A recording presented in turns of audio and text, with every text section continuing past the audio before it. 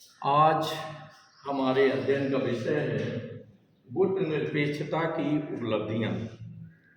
गुट निरपेक्ष जो आंदोलन था, इसका उदय सेकेंड वर्ल्ड वार के बाद, द्वितीय विश्व युद्ध के बाद 1945 के बाद बाकायदे जब दो गुटों का निर्माण हो गया, पूंजीवादी गुट और साम्यवादी गुट, तो एक तीसरे गुट का जो निर्माण हुआ जिसका नाम रखा गया गुट निरपेक्ष आंदोलन या गुट निरपेक्षता। गुट निरपेक्षता से जुड़े हुए जो देश थे वो खास करके एशिया महाद्वीप के देश थे, अफ्रीका महाद्वीप के 9 स्वाधीन देश थे और साथ ही साथ लैटिन अमेरिका, जिसे हम दक्षिणी अमेरिका के नाम से जानते हैं, तो उनको एक शामिल करते हैं इसमें। गुट निरपेक्ष जो आंदोलन था ये 1945 के बाद निरंतर ये आगे इसका प्रचार प्रसार हुआ। जैसा हम लोग देख रहे हैं कि गुट निरपेक्ष आंदोलन को लेकर जो पहला सम्मेलन है वो बेलग्रेड में हुआ और ये हुआ 1961। इस समय मात्र 25 देश इसके मेंबर थे। ये ऑब्जेक्टिव क्वेश्चन यहाँ तैयार हो रहा है कि पहला गुट निरपेक्ष जो देशों का मीटिंग है, समिट है, वो कहाँ हुआ था? बेलग्रेड। और यहाँ पर 3 लोगों ने, पंडित जवाहरलाल नेहरू, यूगोस्लाविया के राष्ट्रपति मार्शल टीटो और मिस्र के राष्ट्रपति कर्नल नासिर, इन 3 लोगों ने इसको जन्म दिया और इस समय केवल 25 देश इसके मेंबर थे। How many countries? 25 countries only were member. और आप देखें 1924 आते आते 1924 में युगांडा में ये सम्मेलन हुआ गुट निरपेक्ष राष्ट्रों का, और इस समय इसकी सदस्य संख्या, गुट निरपेक्ष आंदोलन की सदस्य संख्या 121 पहुंच गई है ना।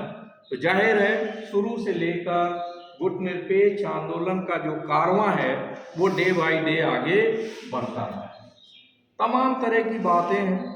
कुछ लोग कहते हैं कि गुट निरपेक्ष आंदोलन ने जो इसे हासिल करना था वो हासिल नहीं कर पाया, है ना। वहीं बहुत सारे समर्थक हैं जो ये कहते हैं कि गुट निरपेक्ष आंदोलन ने बाकायदे जो है विश्व राजनीति में अपनी जबरदस्त उपस्थिति दर्ज कराई और अनेक उपलब्धियों को हासिल किया। तो वो कौन सी उपलब्धियां हैं? तो हम आप देखें कि बाकायदे जो पहली उपलब्धि है नॉन यानी नॉन अलाइंड मूवमेंट, तो इसको दोनों गुटों द्वारा मान्यता प्रदान की गई। हालांकि स्टार्टिंग में पूंजीवादी राष्ट्र चाहते थे, अमेरिका चाहता था कि गुट निरपेक्ष राष्ट्र हमारे अम्ब्रेला के नीचे आ जाए, वहीं साम्यवादी राष्ट्र चाहते थे कि हमारे साथ जुड़ जाएं।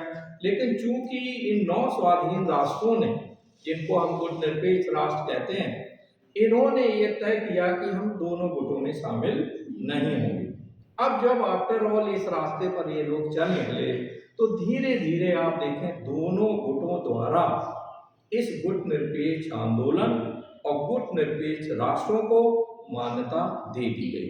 ये एक बड़ी उपलब्धि थी। और आप देखें गुट निरपेक्ष राष्ट्रों की सहायता दोनों गुटों ने बराबर से की, यानी पूंजीवादी राष्ट्रों, जो पूंजीवादी राष्ट्र थे, पश्चिमी यूरोप के राष्ट्र और स्पेशली अमेरिका, इसने बराबर जो है हेल्प की। और वहीं रसिया ने भी आप देखें गुट निरपेक्ष राष्ट्रों को बराबर मदद प्रदान की। दूसरा पॉइंट है कि विश्व राजनीति में संघर्षों को टालने का काम इन गुट निरपेक्ष राष्ट्रों ने किया। पंडित जवाहरलाल नेहरू और जो थर्ड वर्ल्ड यानी तीसरे विश्व से जुड़े हुए और गुट निरपेक्ष आंदोलन से जुड़े हुए जो नेता थे, इन्होंने संयुक्त राष्ट्र संघ या दुनिया के तमाम ऐसे मोर्चे जहां बहुत सारे देश एकत्र होते हैं, ये माहौल बनाने का काम किया कि आफ्टर ऑल दोनों महाशक्तियों के बीच में जो संघर्ष है उनको टाला जाए, शीत युद्ध को टाला जाए। इसके लिए आप देखें बराबर आवाज उठाई गई और इसका ये योगदान था कि थर्ड वर्ल्ड नहीं हुआ। उसके बाद इसमें गुट निरपेक्ष राष्ट्रों की बड़ी भूमिका है। शीत युद्ध को शस्त्र युद्ध में परिणत होने से रोकना, है ना। गुट निरपेक्ष राष्ट्रों ने समय समय पर चेताया कि आफ्टर ऑल ठीक है, शीत युद्ध में आप एक दूसरे पर लांछन लगा रहे हैं, एक दूसरे को चुनौती दे रहे हैं, लेकिन इसको यहीं तक सीमित रखा जाए, इसको शस्त्र युद्ध में परिणत नहीं होना चाहिए। तो एक ब्रेकर का काम जबरदस्त जो है ये गुटनिरपेक्ष राष्ट्रों ने किया। नेक्स्ट आप देखें, निशस्त्रीकरण और शस्त्र नियंत्रण की दिशा में भी प्रगति हुई। हम लोगों ने देखा कि सेकेंड वर्ल्ड वॉर में जो एटॉमिक बम है ना, इसका प्रयोग बाकायदे यूएसए ने किया था, है ना, और यूएसए के बाद इस टेक्नोलॉजी को यूएसएसआर यानी पूर्व सोवियत संघ ने भी हासिल कर लिया। लेकिन बाद में गुटनिरपेक्ष राष्ट्रों ने इस बात पर बराबर बल दिया कि भाई छुटपुट संघर्ष भले होते रहे, लेकिन आफ्टर ऑल जो है निशस्त्रीकरण बढ़ना चाहिए, और शस्त्र नियंत्रण की दिशा में महाशक्तियों को बराबर चेताया गया कि आफ्टर ऑल आप ऐसे विध्वंसक हथियार न बनाएं जिनसे समग्र मानवता को खतरा पैदा हो जाए। नेक्स्ट है विश्व समाज के लिए उन्मुक्त वातावरण का निर्माण। आप देखें कि गुटनिरपेक्ष राष्ट्रों ने ये बराबर प्रयास किया कि आफ्टर ऑल संप्रभु राष्ट्रों में वृद्धि हुई। हमें अफ्रीका, एशिया और लैटिन अमेरिका के जो भी राष्ट्र स्वतंत्र हुए, उन लोगों ने आप देखें मिलजुल करके, विश्व समाज ने मिलजुल करके आफ्टर ऑल एक ऐसा वातावरण सृजित किया जिसमें सभी का विकास हो सके, एक उन्मुक्त वातावरण, है ना, स्वतंत्रता लोकतंत्र की बयार बह सके। इसके लिए जो है ये गुटनिरपेक्ष राष्ट्रों ने पूरी ईमानदारी से प्रयास किया और बहुत कुछ इस तरह के वातावरण को सृजित करने में वो सफल हुए। नेक्स्ट हम आप देखें कि अपनी राष्ट्रीय प्रकृति के अनुसार विकास के प्रतिमान। अब आप देखें कि ये जो गुटनिरपेक्ष राष्ट्र, इन्होंने ना तो पूंजीवादी मॉडल को अपनाया और ना ही पूरी तरह से साम्यवादी मॉडल को अपनाया।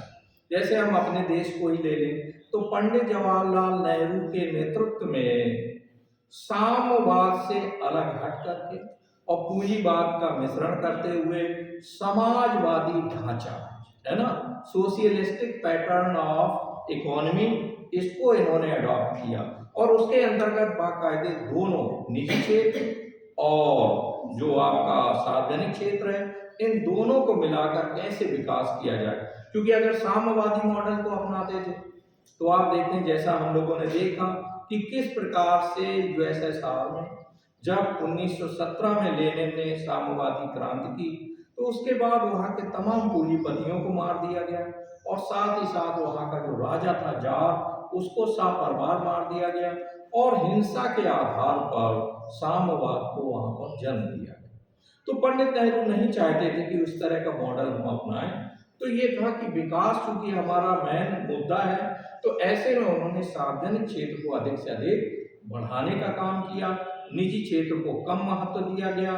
आज हम देख रहे हैं कि ये मॉडल लगभग उल्टा हो गया है कि निजी क्षेत्र को बढ़ावा दिया जा रहा है और सार्वजनिक क्षेत्र जो है अंतिम सांसें गिन रहा है।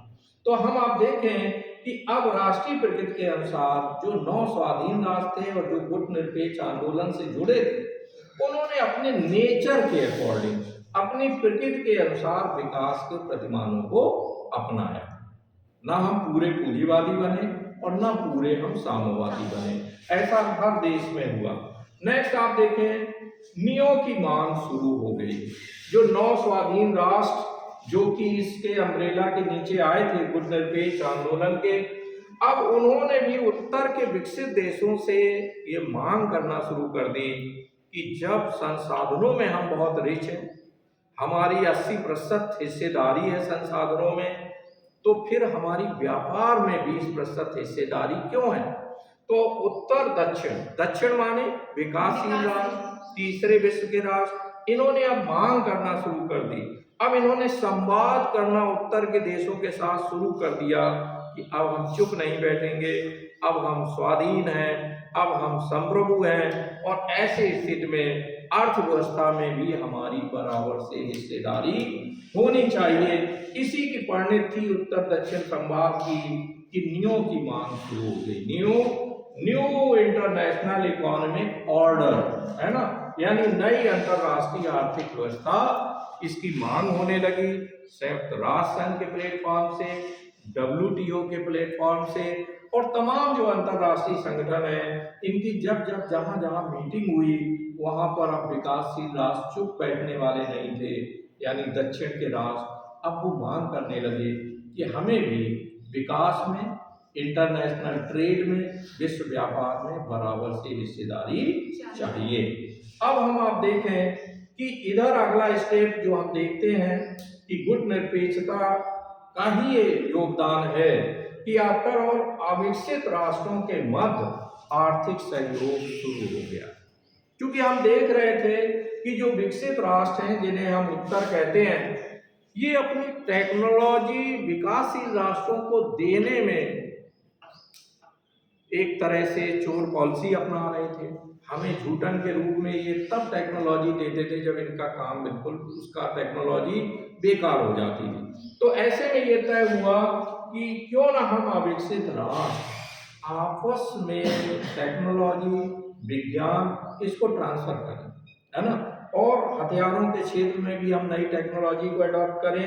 तो आप देखें इसे कहा जाता है दक्षिण दक्षिण संवाद। अब ये हुआ कि अगर विकासशील राष्ट्र कोई खासकर कृषि संबंधी वस्तु है, अगर हमें विकसित राष्ट्र नहीं दे रहा है और हम देख रहे हैं किसी विकासशील राष्ट्र के पास वो ज़्यादा है, तो क्यों ना हम उससे हासिल कर लें। कुछ समय तक आप देखें, जैसे फॉर एग्जाम्पल पाकिस्तान को ले लें, पड़ोसी देश है लेकिन संबंध हमारे बहुत खराब है। जब पीछे हमारे संबंध पीछे भी खराब रहे, तो आप देखें चीनी हम मंगा रहे थे कहाँ से? ऑस्ट्रेलिया से।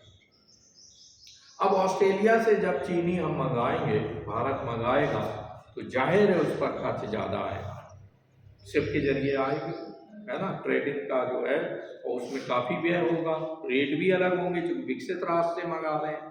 तो क्यों ना हम बगल में श्रीलंका से ले लें, पाकिस्तान से ले लें, है ना। जैसे चाय है, चाय का हमारे यहाँ उत्पादन बहुत है, लेकिन आफ्टर ऑल इतना उत्पादन नहीं है कि हम खपत दे पाएँ। तो हम देख रहे हैं कि एक छोटा सा देश है जो श्रीलंका, वो बहुत चाय का उत्पादन कर रहा है, तो हम चाय यहाँ से मंगा सकते हैं। तो इस तरह आप देखें, ये तो कृषि संबंधी उत्पादों की बात थी। टेक्नोलॉजी में बाकायदे कि जो भी अधुनातन लेटेस्ट टेक्नोलॉजी अगर कोई दक्षिण का विकसित राष्ट्र हासिल करता है तो वो आपस में ही इसका ट्रांसफर करना शुरू कर दें। हम उत्तर के देशों की बाट ना जोते रहें कि वो हमें टेक्नोलॉजी को ट्रांसफर करें। तो एक ये बड़ा योगदान था आपका गुटनिरपेक्षता का कि अविकसित राष्ट्र एक अम्ब्रेला के नीचे, एक बैनर के नीचे आए और इन्होंने आपसी सहयोग शुरू कर दिया। आज एक प्रश्न उठता है कि वर्तमान विश्व में अब गुट नहीं रहे हैं, अब पूंजीवादी और साम्यवादी गुट हैं, लेकिन उस तरह से प्रभावी नहीं है। तो कुछ अंतरराष्ट्रीय विद्वान ये कहते हैं कि क्यों ना गुट निरपेक्षता को खत्म कर दिया जाए। भैया गुट तो रहे नहीं। गुट निरपेक्षता की प्रासंगिकता तब तक थी जब गुट थे, अब तो गुट रहे नहीं, है ना, है अब कोई गुट। अब बहुराष्ट्रीय एक तरह से मल्टीपोलर वर्ल्ड हो गया है। कैसा हो गया? मल्टीपोलर वर्ल्ड, यानी बहुराष्ट्रीय हो गया है अब, यानी जो शक्तियां हैं वो अनेक हो गई हैं। अब कोई दो गुटों पर ही निर्भरता नहीं रही है।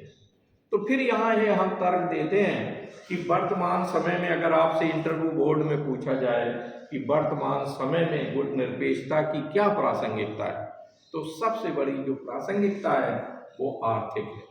कैसी है? आर्थिक। कि आफ्टर ऑल जो दक्षिण के राष्ट्र हैं वो उन्हें एक बड़ा प्लेटफॉर्म मिला हुआ है, और इसी का ये आप देखें रिजल्ट था कि जो 25 देश थे, है ना, कहते हैं लोग आते गए और कारवां बढ़ता गया, तो 25 देशों के साथ जो गुट निरपेक्षता को जन्म दिया गया था वो वर्तमान समय में 121 देश इस अम्ब्रेला के नीचे आ गए। ये इस बात का प्रतीक है कि गुट निरपेक्ष आंदोलन की जरूरत कल भी थी, आज भी है और भविष्य में रहेगी, है ना।